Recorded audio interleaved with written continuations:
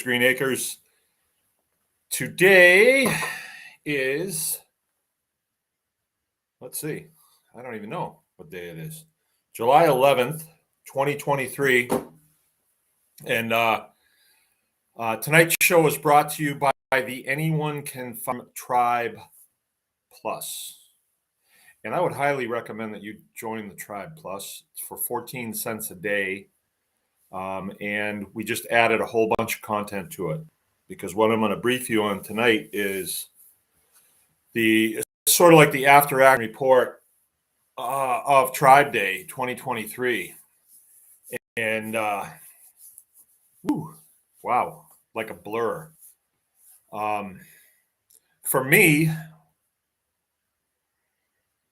it started months ago because we were sorely lacking of facilities. For those of you who didn't participate or don't know about Tribe, let's see if the chat's on. Okay, I don't see anybody. If somebody's on, good. Okay, Sean's on. All right, thanks, Sean. The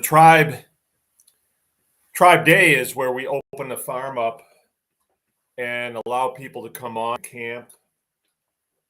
And then it started, this is the year 3, and it started as kind of an off-cuff idea, right? And then we kind of went for it, and yeah. All right, BB's here. BB? Huh. Inga? Doesn't look like BB. It looks like Belva. But anyway, maybe you changed your name. So we had, the first year we had something like 100 people total. It's probably like 50 adults. All right, Belva. I knew. And about 50 kids, or 75 adults and 25 kids, like that. Last year it was 100 adults and probably 50 kids. And I think it was about the same this year, or maybe a little less. Not exactly sure. A lot of stuff hasn't been totaled up. We kind of designated yesterday as a recovery cleanup day. And so that's what we did. We had a ton of trash to deal with and putting stuff back, and people were tired. I know I took a nap at 2:00 in the afternoon that lasted until 4:00 in the afternoon. And when I did kind of start coming around, I was like, I don't know if I even want to get up. I'll just stay in bed till tomorrow. But I did get up, and it turned into like second shift. And so I wound up going till late last night. Not a problem. I had a lot of little things that I needed to do that haven't been getting done. And then today we had chicken processing, because there's too many people that need their chickens processed for us to get them all done on just Fridays. So we are opening up 2 days a week, Tuesdays and Fridays, and pretty good sized days too, which I can't complain. I cannot complain. I mean, when you have work and you're in business, that's what you want. But people still were kind of dragging today a little bit. I was. And I was the killer today. And so I went ahead and did what I had to do. And I was done by about 2 today. So it took us a little longer than normal. And the last person just rolled out of here like half hour ago and left their cages, by the way. So if that was you, somebody out there, you better come get them. Shane Lang. All right. Shane Lang. When you say it, it almost sounds like a Chinese name. Welcome. So we don't have everything totaled up yet, but I wanted to go through and tell y'all how things went from my perspective, almost like an after brief on some sort of operation that we just pulled off, because it really was. There's no way that my family could pull this off by ourselves. Way too much going on. And this was the first year where I was kind of designated as the guy that walks around and talks to people, right?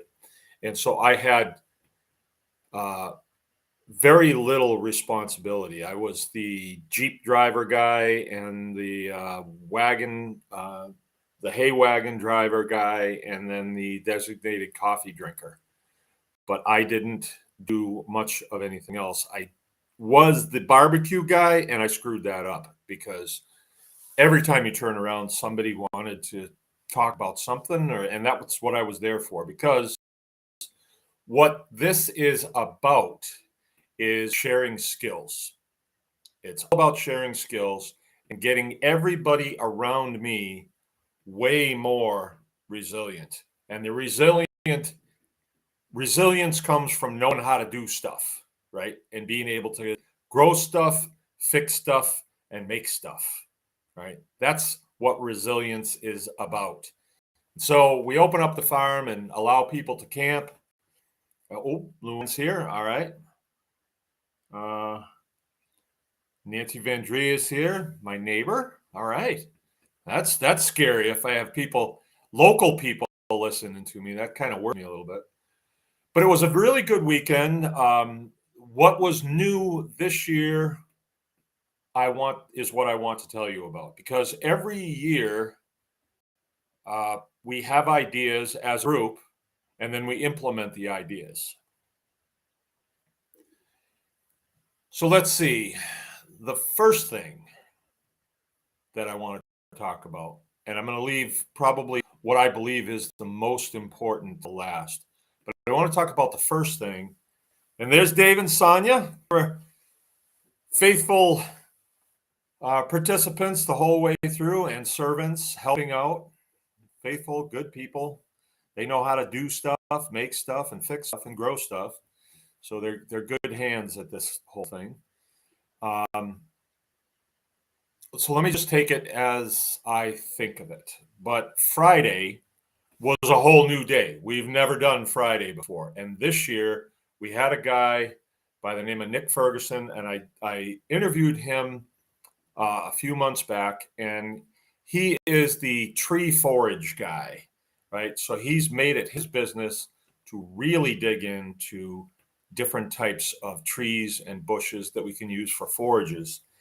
And sadly, I didn't get his briefing. I didn't get it. He was here for the whole day, but it was Friday, and I still had a bunch of stuff to get ready. And I tried to sit in there for a minute. And the next thing I know, somebody's tapped me on the shoulder. Hey, where is and I forget it. I just came out and got back to work. So I didn't catch any of it, but I knew that Joe was boarding the whole thing. And that's why you want to be on Tribe Plus, because that's where it's going to be if you want to hear Nick Ferguson. So if you came to the Nick Ferguson presentation and you spent the day here, it was $100 to get in on it. But if you are a Tribe Plus member, it'll cost you 14 cents a day. That's kind of a no-brainer to me, but it's much more fun to be in person, and be able to hang out with other people and have some refreshments and, sit around the campfire when we got done. We had a really nice time. Had a nice lunch. It's a real good time. So that was new, and I can't see us going back from that. That was a success. Before Nick left, I asked him personally, will you come back next year? Because he gave me a lot of very positive input. And Nick came here all the way from Louisiana, and he has a different take on things, right? And very healthy, I thought. If you see my hands, I just came in from planting hybrid poplar and aspen trees that he left with me. He left about 20 of each, and I did not want to dry out and go to waste, so I just went to it and started planting them. I had to think where they're going to go. One of the things that we did that was kind of interesting, at the end of the day, he said, well, I'd like to walk around with you and make it be like a consulting, to where I say, I tell him what we're trying to accomplish in an area, and then he tells me how I can augment that by adding certain kinds of bushes, mulberries or poplars or whatever. And he had about 5 species that he's worked with a lot, and he handles them all differently in different applications. I mean, some of them he's trimming them right off at the ground level. Some of them he's letting them get a bush that's up to the waist to where you can go through with a scythe and actually scythe this off and send it over to the whatever animals are going to be that you're going to be feeding with it. And I think it went very well. So that was that. We added a day to Tribe Day, and I don't think we're going to be going the other way. I didn't hear anything like, well, it was way too much. That was one thing that I did not hear at all. Is like, 3 days, it's too much. I'm going to have to leave, middle of the second day. I didn't hear any of that. So we're going to keep that. All right. To augment day one, we had something that we've never had before, never had on the farm, and you're looking at it behind me. All right. So this blackboard needed to be used down in the cafe. The cafe used to be the old butcher shop. So there was a somewhat of a kitchen there. There's a sink and there's counters and things like that. So it's somewhat of a kitchen. And then the outer shop was where we did a lot of the heavy butchering. We've cleaned that up somewhat, not nearly where it needs to be, but it's somewhat cleared up. We've got some feed stored in there, but they put out tables and they did the silent auction in there. And it was really nice. And they had some shelves that were up and there was some things for sale. Some of the, coffee cups and hats and biochar and things like that. And I'm pretty geeked about that. I think that an on-farm store is a great idea. And I actually believe that it needs to be a store/cafe, right? So you could have a couple, 3 round tables in there. And if people wanted to sit in there and eat and the kitchen's open, they can get burger and fries. And so a lot of things kind of lined up, and we had our very own Tatum Miner helping us out. She volunteered for it and really threw herself into it. And I couldn't believe it. It was just really neat. She fixed everything all up and she got everything organized and got all the equipment hooked up. We borrowed a fryer to make fries from our buddy Evan. And for oil in that fryer, we used mangalites of fat. And I am not kidding. I am not embellishing this at all, but those were the best fries that I have ever had. Hands down. Just maybe in my short life, that's just, I haven't had many fries, but everybody was raving about them. Get out! Some dog thinks they need to come in here. So, fries were a smash. And then, just hours before we were ready to serve, we put together a griddle to go on our 3-burner little stove that we've used for a long time. And I made that. I had some steel laying around here that was pretty thick. And I just took a wire wheel to it and I wired it off. And then I welded some pieces around the edge and then cut a hole in the middle that we could push the grease down. And it worked like a champ, So it's neat when something comes together. But the cafe, I've got to say, really changed things because it was just like in the home. The kitchen seems to be the center of things. The refrigerator's there. There's something to drink there. There's something to eat there. The table is there. And so there was a lot of activity in the cafe, in the kitchen part of it, a whole lot of activity. So Tatum wore a couple hats, actually. She was sort of a logistics person. She told us what she needed. Several of us helped to get what she needed, and get it hooked up and get it running. And then she was the main operator. So not only was she the head cook and bottle washer, she was actually supervising children that found their way in and said, "Hey, can I help? Can I help?" And let's see, it was the Stumpo kids, the Declare It kids. I think that was it. I think that was it. And those kids were already trying to hosey their spot for next year. They're already saying, "I want to work in here again." Oh, and Covey, our intern, Covey Bali, our resident internist, he found his way in there, and he really liked it in there too. And so I think that we're going to develop that. I think we're going to make it a better, more operator friendly. I'm going to do what I can to make it better.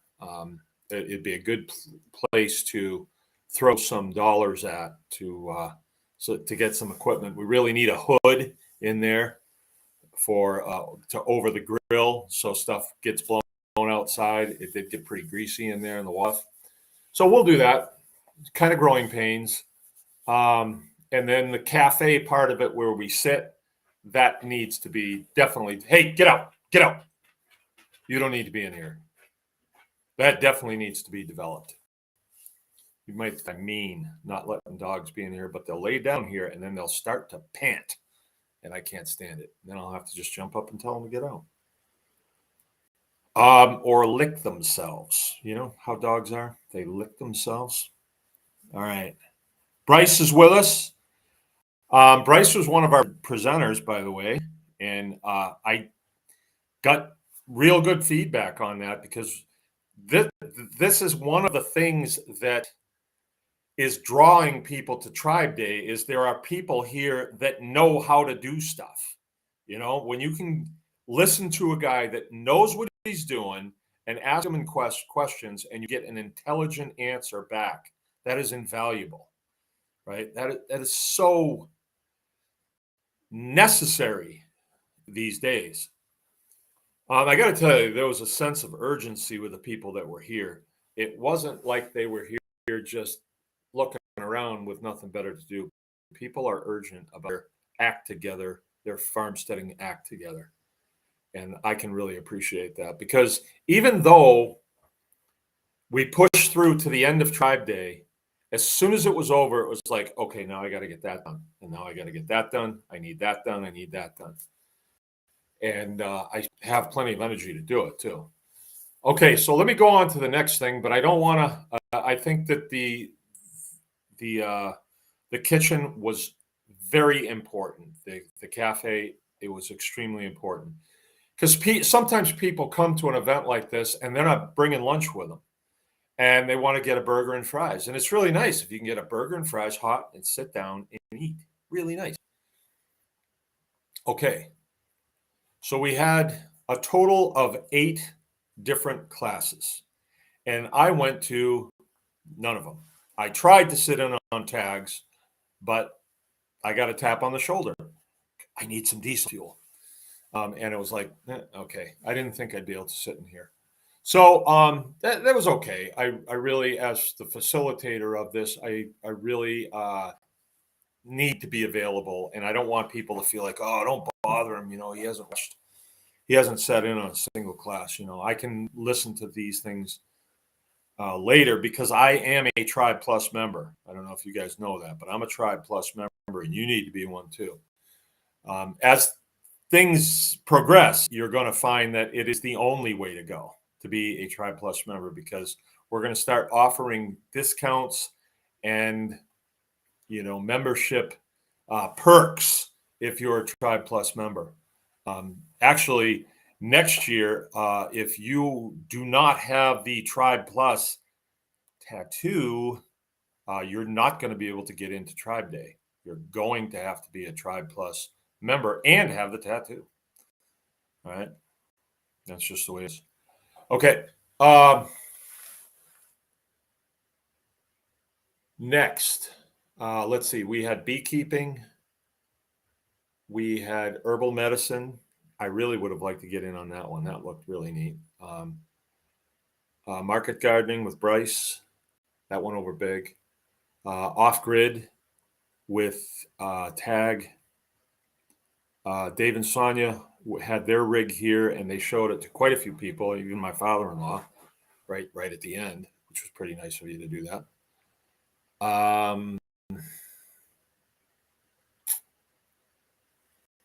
What else did we have? We had microgreens.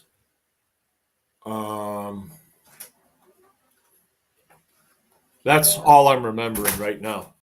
What's the matter? Is something not working? Okay. Out. Jill's got to plug me into the net.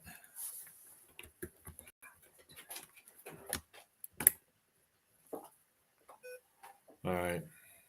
Maybe that will be better. She said we had a delay. Better.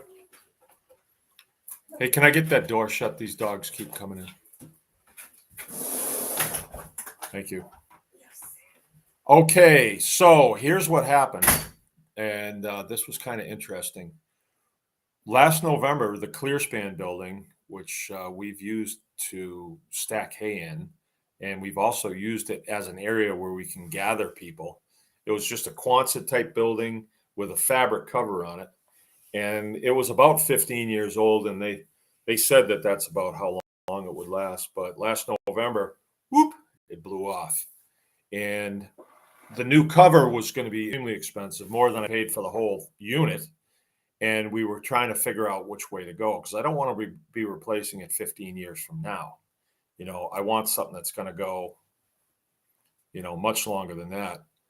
And we were unsure if we were going to be able to pull that off, because big building projects like that cost. And, we don't borrow from the bank. And, we got to generate it before we can build with it. That's just the way it is. And so we weren't sure if we were going to be able to do that. And at some point, it was like, we're not going to be able to do that, not with everything else that's going on. And you see after a while, you learn after a while that when you prioritize things, we have to prioritize things in order of what is going to float the boat, right? So to keep Baker's Green Acres going, we have to give priority to projects that make money. And a fellowship hall, although it's fun, it doesn't make money. Tribe Day is not a money-making event.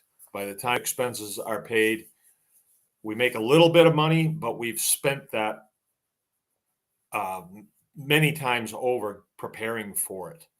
So, it would be nice to have a fellowship hall, but it just wasn't in the cards. Well, enter Keith Sutton with an offer of some trusses that he received from a guy who passed away. And wouldn't you know, those trusses fit over the concrete pad where the Clearspan was. So about 6 weeks ago, we started. And by the time Tribe Day was here, Friday, while Nick Ferguson was speaking, Frank was up on the ridge of it, putting the ridge cap on. The last piece of ridge cap, he put it on, right? So then right before lunch on Saturday, it starts to rain. And it wasn't saying that it was going to rain. It said we might get some sprinkles, but it started to downpour, and really downpour. And people were running for cover, that kind of downpour. And had we not had that building, with 150 or 160 people here, I'm not really sure what would have happened. We would have probably got by. People could have come in the house and in the barn and every place else. But it came right at lunchtime. So, we had to make a decision. We got to get people fed because we have these classes in the afternoon. So some quick decision making was done, and not on my part, by the way. I think it was the kitchen staff that made the decision, and they said we're going to move the serving operation over into the new butcher shop, which they did. And everybody pitched in and just moved stuff over there and set up tables, and everybody was fed. It was a massive slowdown because we were only feeding off one side of the table, and yet moms with kids, and it's just a massive slowdown. We did run out of meat. It's probably my fault, actually. But then the kitchen staff just stepped up and made hot dogs and burgers and got it done. They just got it done. And we got everybody fed. And right after lunch, it stopped raining. And then by about 1:30, the sun had come back out, and it was actually getting kind of warm. In the butcher shop, we had to get a fire going in there because people got wet. And it was kind of a tough situation because you had 22 families that were camping, and a lot of them in tents, and a lot of their stuff got wet. So it was starting to look a little bleak there for a minute, but the mind of the people just did the right thing. No one panicked, and we got through it. So by Saturday evening, people were dried off. The campfire was going. The food was flowing, and everybody was eating and having fun, and things worked out really, really well. So it was a total success. Tribe Day, the day of Tribe Day, was a out of the park home run. Just the way I don't know, it looked like it was going to go south, but then the clouds cleared and everybody got warmed up, and it's just one of those things. We had a really good time. I think people went home with an added appreciation for the skills that they learned, and there was a lot of enthusiasm, and there was just a rebirthing of that mindset of let's go out and get this done. That's the way it seemed to me. Okay, then so let's see, Saturday night. So another new thing that we had an idea of, and I guess this might have been my idea. Okay, so we have this campground, and wouldn't it be nice to have like cabins, for people that don't want to sleep in a tent? Wouldn't it be nice? Yeah, it'd be nice. Sure, it'd be nice to have cabins, but what are you gonna, we gotta just, okay, on top of everything else we're doing, let's build some cabins. Well, I no, I didn't have the bandwidth to do that. I've got a milk parlor going. I've just got this new building that I just built, has to be finished. I have a milk house that has to be built. Plus, we have to operate for the rest of the summer. Operations, we have to do all that. So, a cabin was not in the future, or cabins were not in the future. But we have people in the tribe. We have Aaron Esch, who is the Barn Geek. And I would like to call your attention to barngeek.com.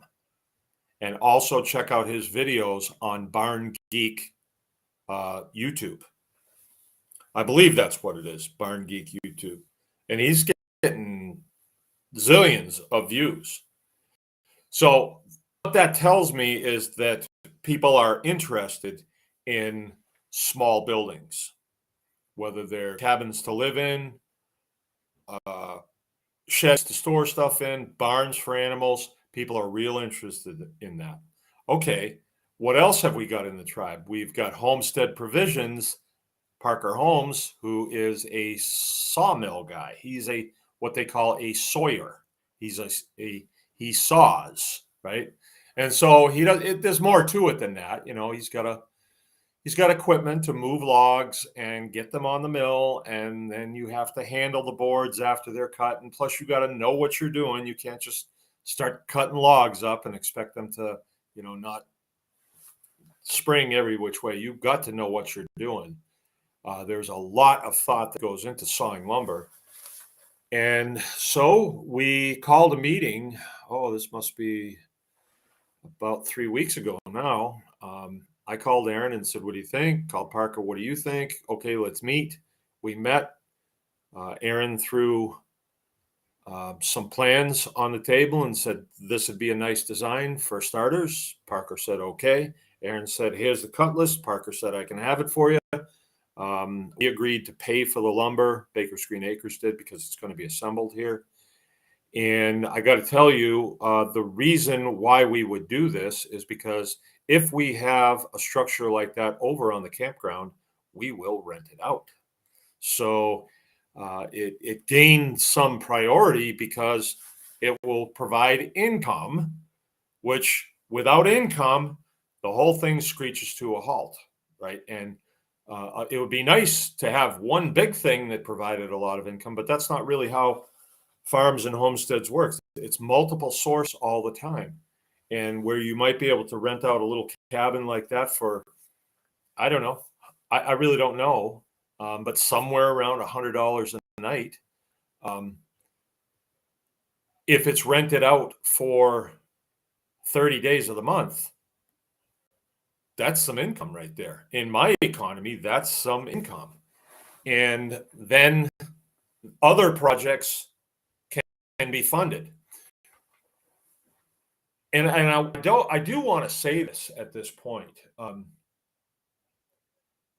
On your homestead is like an account, even if it's not your forever homestead, where for me, it looks like this is it. It doesn't look like I'm going to be moving off this one unless I'm ousted somehow, unless, something happens.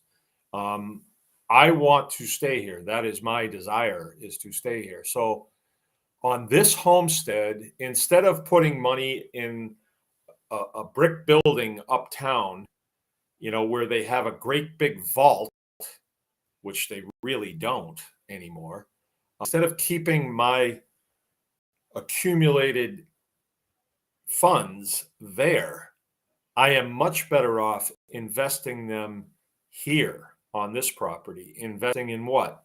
In livestock, in equipment, in more land to farm, in buildings, in income streams. So we brought these guys together and said, let's do this. And for Aaron, it's like, yeah, that's a good idea, because he wants to sell plans. That's what he does. He sells plans, real nice plans, and cut lists. Parker, he wants to sell wood. He wants to build the kits and deliver them to job sites so people can put them up. We don't have a guy right now that says, well, I can build them. We don't have that guy, right? We haven't come across that guy. I would love to have Matt Cole full time, as a full employee. I'm not there yet, though. I don't have that kind of income to where I can have a full time guy here like that. I'll get there, though. I will get there, because or I hope to get there. That's I'm working towards that. I would like to have somebody that's highly skilled in carpentry and construction, that's on staff, that I can just say, okay, this is what we're working on. Let's get this done. Guy that can pour concrete and all that stuff. But guys have to be paid, so we're not there yet.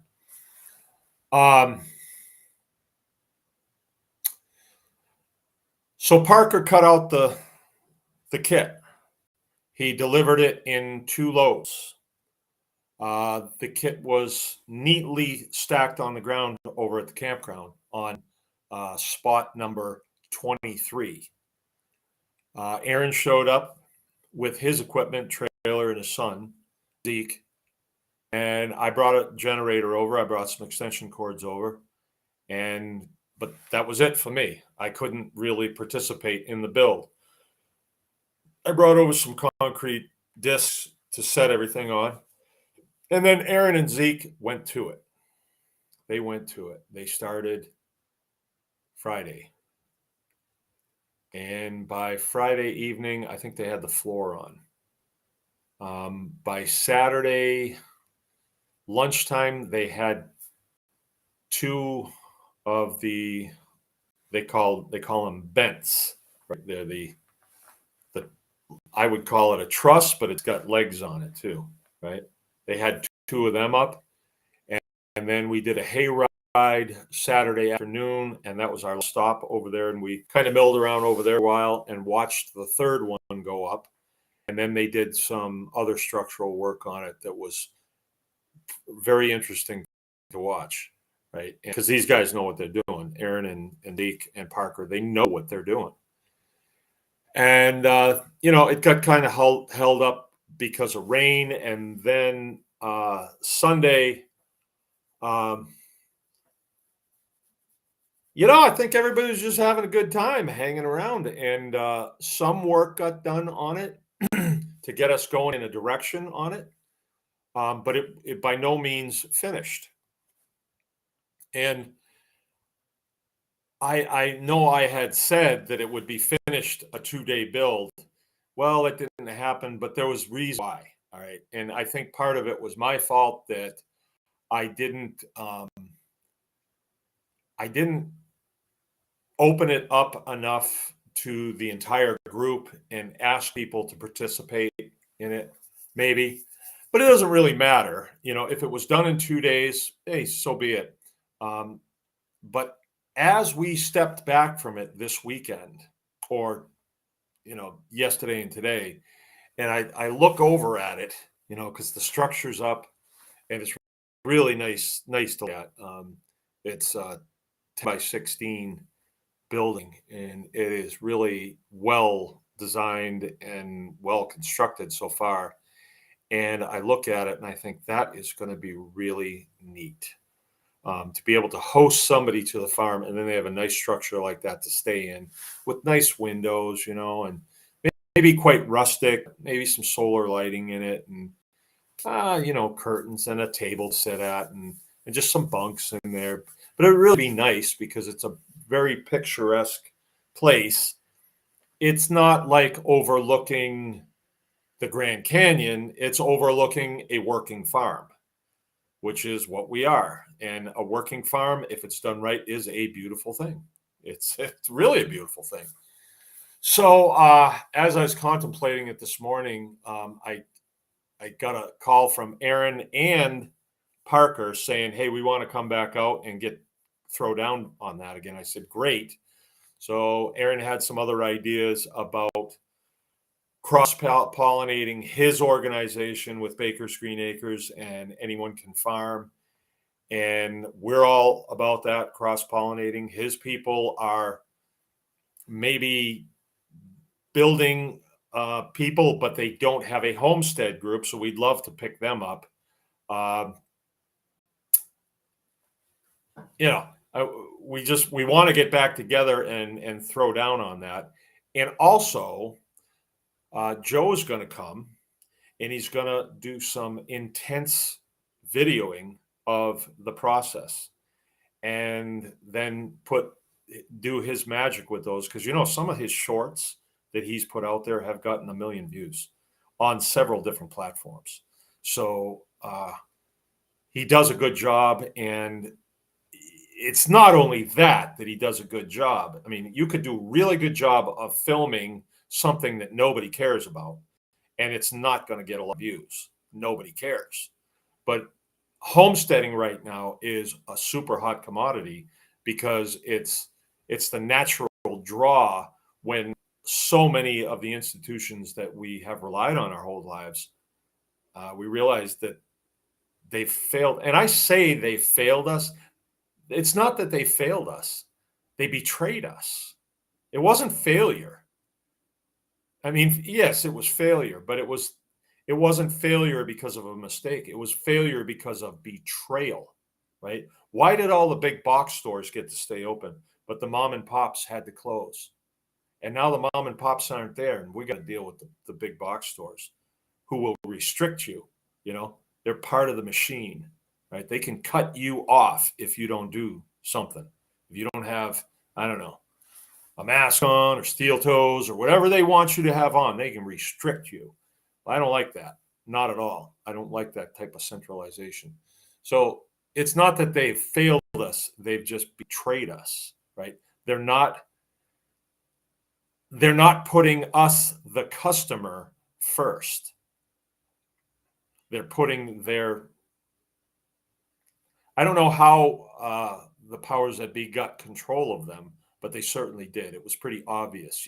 In 2 days, you had those the direction stickers on the floor, and 6-foot distancing and all this stuff, and craziness.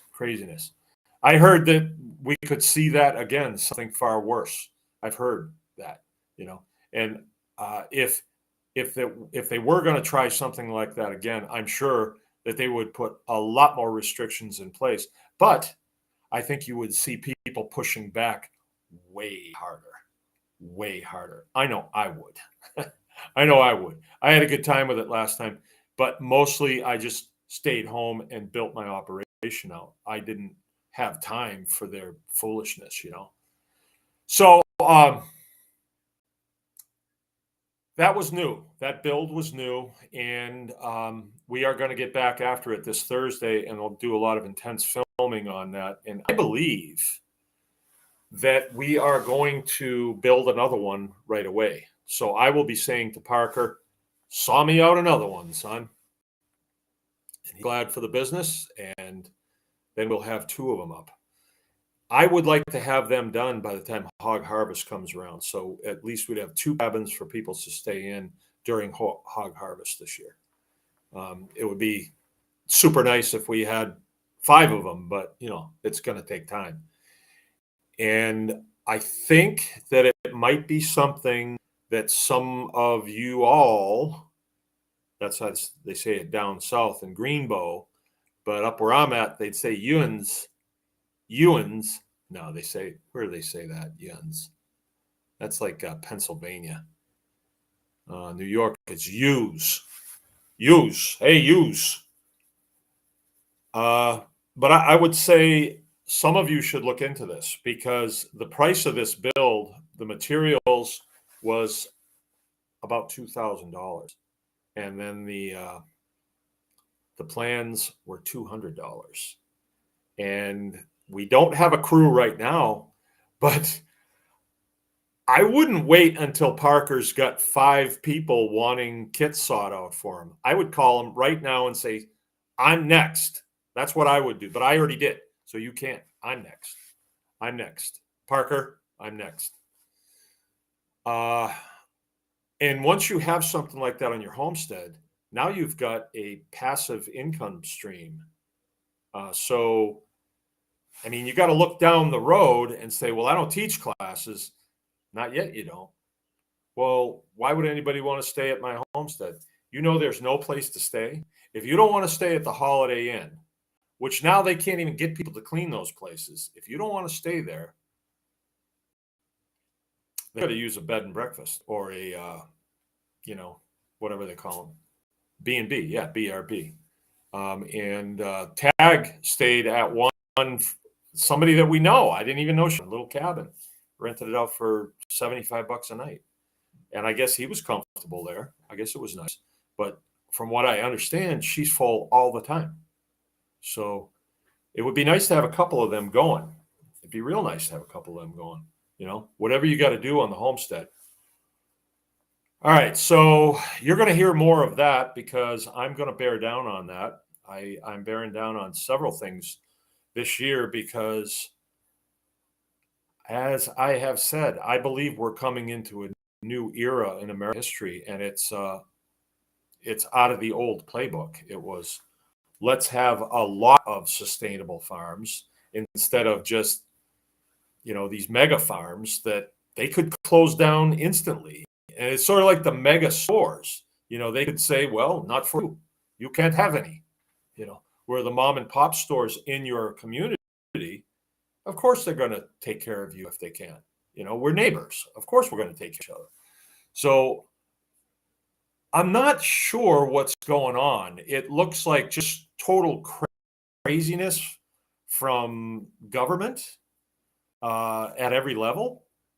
But it might just be like a wake up mechanism that's being employed to snap us out of it. Like, you can't depend on these people. You're going to have to build things in your community that that you can depend on. You can depend on each other. But I don't know. It was just a strange time. And even some of the stores here in little old McBain, they did bend the knee, like the lumber yard. I was really surprised that they did that. You would go there, you'd have to talk to them outside and tell them what you want, and they would go in the store and get it and ring you up outside. And I was just sickened by that. It's like, come on, you're not going to believe this baloney, right? But somehow they felt if they didn't comply, that something bad would happen to them. Everybody felt like there was the I don't know, the Gestapo was out looking for them, when in reality they really weren't. It was all just a big ruse. All right. So all in all, I would have to say that we had a very good time, and it was a total success. Had one little girl got sick and had to go to the hospital, and that was the Zelkmeister. His kid had to go to the hospital. She thought she had like a pancreatitis or something. Turned out to not be, and we were really relieved. Let's see. I want to read what we got in messages here. Okay. Heirloom and heritage. We can encourage people to rise and keep our freedoms. Absolutely. I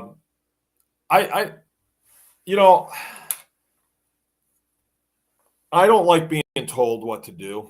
If people don't see it, they don't see it. But we had people from all walks of life here this weekend, and they are leaning forward. There's a sense of urgency to get things under control in their life. And, I've had people here recently, family members actually, and when I really looked at what they're doing, they need a lifestyle change. So if you've spent your life paying into the machine, into the control mechanism, and when you really look at things, you'd be surprised how many things are control mechanisms. Like your insurance company, right? So just recently, I've been wanting to tell you guys this, and I don't want to make a big deal out of it because we've made a decision, but this is just the way it works. If you're a homeowner and you've borrowed money from the bank to buy your house, the bank says, well, we want you to have insurance on that home in case you burn it down, because it's not really yours, it's ours. We're just loaning you the money. They don't have the money. No, they don't really have it. That's a strange thing about it. It's a weird deal. So you go to some place and you say, I'd like to have an insurance policy. And they say, that's fine. That'll be this much a month in case the house burns down or a flood or anything like that. Oh, okay. If it burns down or has a flood, I'm covered then. You're going to build me a new one? Oh, yeah, we will. And so we had an insurance policy with Farm Bureau for a long time. When we got here, everybody said, oh, yeah, that's who you want to use. And we're farm, so, okay, we had an insurance policy through them. And then I went through that thing with the state and that lawsuit with the state, and we won. Now, what the state wanted was they wanted to be able to license every single animal that you were going to raise. So if you wanted to raise llamas, they had a guy with the Department of Ag that knew everything there was to know about llamas. And he would come and you'd have to go through a checklist of all the things they have to do to raise llamas safely, right? And so you would have to have a license to raise a llama, pigs, cows, everything. And they were doing that with the invasive species order, right? And we went toe with them, and we won that one because enough people saw that if we allow these weenies to license us on different animals, oh, they're going to starve us for sure. The big operations, they'll get licensed. Yeah, it'll just be, easy for them. But the small mom and pop operations, they'll put us out of business. Because what are they trying to do? Trying to centralize food. So, and that's a control mechanism. You got to control people. So it didn't work out for him. So the insurance policy that I had, which kept us safe if the barn burned down or the house burned down, a man from Farm Bureau stopped by one afternoon when I wasn't home. And he says, "Oh, we're just in the neighborhood, just checking on people, and just thought I'd like to come in and have a word with you." My wife let him in. She let him right in. And he's, "Oh, can I take a look at that wood stove?" And she's like, "Oh, for sure, yeah." And he says, "Oh, that wood stove, that's outdated. We're not going to be able to continue this policy, right?" And he says, "You're going to have 2 weeks to get a new policy with somebody else because we can't have a wood stove in the house." Oh no. And we got canceled. So when you get canceled and they don't give you a narrative of why they canceled you, nobody else wants to pick you up, right? You can't get another policy. So it was about 5 years that we didn't have a policy on the house or the barn. We couldn't, there's nothing we could do. and then which is really problematic if a bank is involved, because then they'll find one for you and they'll just add it to your payment. But that didn't happen. So then we got on with State Farm, right? Got a policy with State Farm, and everything was fine. We had a nice policy going on everything. And then all of a sudden they find out that we teach farm classes. Oh, farm classes. Oh, and you're not like an industrial ag outfit with combines and all that stuff. Nope. Farm classes. So they canceled us. And I talked to the guy on the phone. At first, I talked to some gal, and she's actually a tribe person. And I said, "Okay, well, I need an email I need to know why you're canceling me. I want an email, please, because I want to start a paper trail. Possibly going to go to my senator's office and make a complaint because they're canceling me because I'm teaching people how to farm. Like, what's wrong here? What? Are we getting out of control by learning how to grow food? Oh, no. Well, you guys use knives. Well, what if I was teaching cooking classes? You use knives in cooking classes too. Well, that's different, he says. But the guy actually he actually enunciated it. And I said, that you just said it. You just said it. Because we're teaching people to farm, you're going to cancel our homeowners insurance. And he's like, yeah. And he says, our underwriters don't want that. What, they don't want self-sufficiency? They don't want freedom? Yeah, State Farm, out of the mouths of babes. And the gal that was teaching here this weekend, she's now works for them, which I found that kind of conflicting a little bit, but they don't see it as a control mechanism. Now it is a control mechanism because they wanted me to cease teaching people how to farm.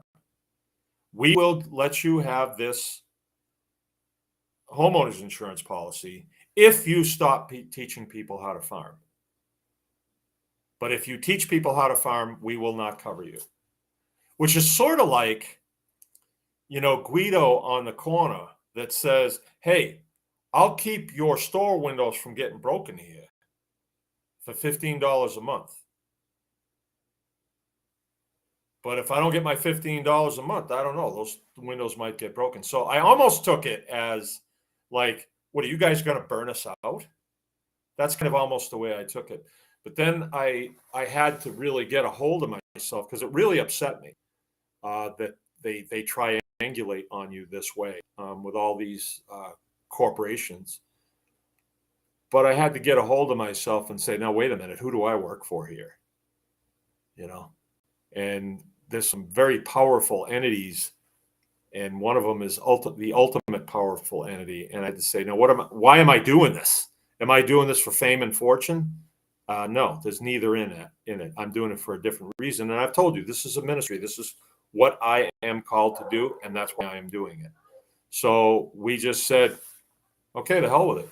Shove your insurance policy. We'll do without. I mean, in a way, when you have an insurance policy, it's sort of like, well, if it burns down, they'll just build me a new one. But they won't anyway. They're liars. If you have ever dealt with insurance companies, like that same insurance company, we smacked up a tractor one time, or a kid that was helping out here smashed up the front of the tractor, did like $5,000 worth of damage to the tractor. And I made a claim, and they didn't cover hardly any of it. And I said, well, if we'd have just saved the money that we're paying you, we could have paid for it ourselves. Well, yeah, but you got to have insurance, the lady says. Oh, yeah, you got to have insurance. Oh, yeah. Like in this state, it's if you get pulled over, they want to see proof of insurance. The state policeman does. So a state policeman is enforcing the insurance company's mandate that you must have insurance to drive on these roads. What if I want to take the risk? Because they're certainly not going to assume the risk. If you have a fender bender or a bad accident, your premium goes up. They charge you anyway. They're not reputable. Not at all are they reputable. And we found that most of the people that work for them are not either. And that's fine. I don't really care. We don't need them in our circle of influence. But there you go. I mean, there's control mechanism every place you go. And I think it's neat that you can identify it and then just pull away from it. Just don't use it. Don't need it. Well, what happens if your house burns down? Well, you make a decision, either rebuild it or don't. Sell the land and go buy a shrimp boat someplace. Okay. Let's see. Let me get my glasses on.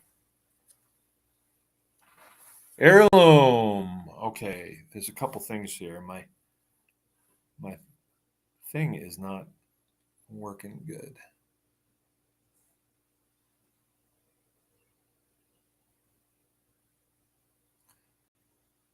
Okay, somebody said something about a cob structure. Oh yeah, right here.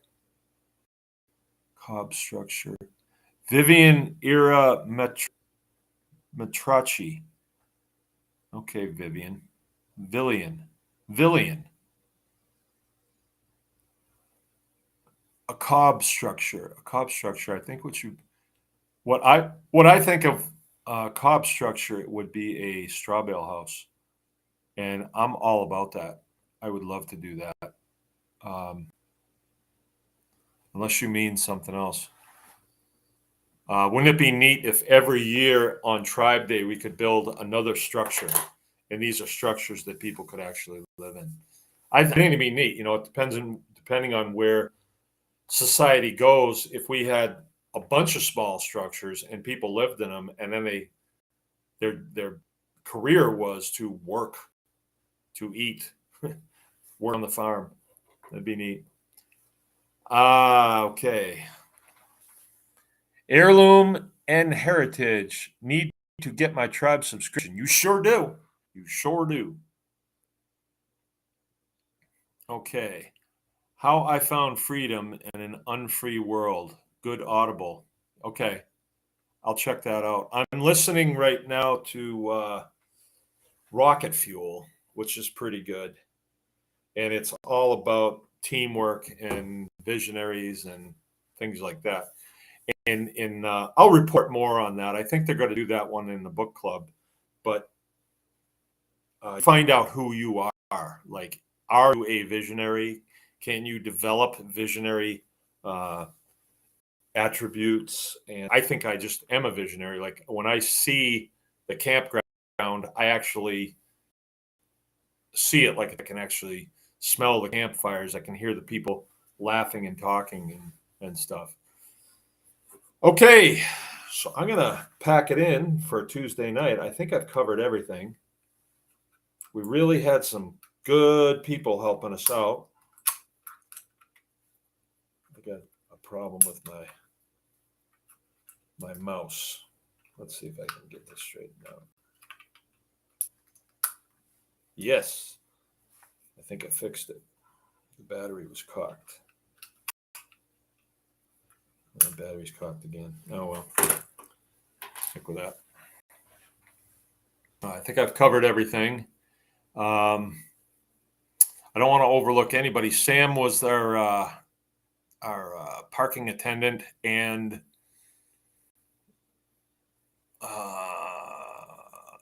forest ranger over at the campground. He got everything organized, got people packed in. Oh, the Mulhollans came over from Missouri, and they had 3 boys. These 3 boys just dug right in on the building project. I think I'll probably wing down there tonight and make a video just to show you all what all was done, and I'll put it on the tribe page just so you can kind of see it. Let's see. Oh, my son Kyle was the lifeguard at the pool. Jill did the weed walk, and they made a green drink that everybody partook of. I hate to leave anybody out. My daughter Dorothy did the nursery with the little kids. That went pretty good. Amity did Hatchet. Amity and Jason did the Hatchet class, and that is where they are reading the Gary Polson book Hatchet, and then they're doing some of those things, like they're learning how to light fires and cook outside and things like that. Of course, they got hammered with the rain too, but they still made it happen. All right, I'm going to pack it in. I am going to pack it in. How I found freedom in an unfree world. Thanks, Dillian. I'm going to see if we can get a hold of that. Okay, hope I didn't forget anything. Our consulting call will be tomorrow night. It is Wednesday night. With yours truly, if you are a Tribe Plus member, you can sit in on that Zoom call free of charge. And I hope that people will participate. Okay, that's at 8 o'clock, and you got to get a Zoom code, and all those things need to be done. All right, I'm going to get going. We'll see everybody. Have a great week.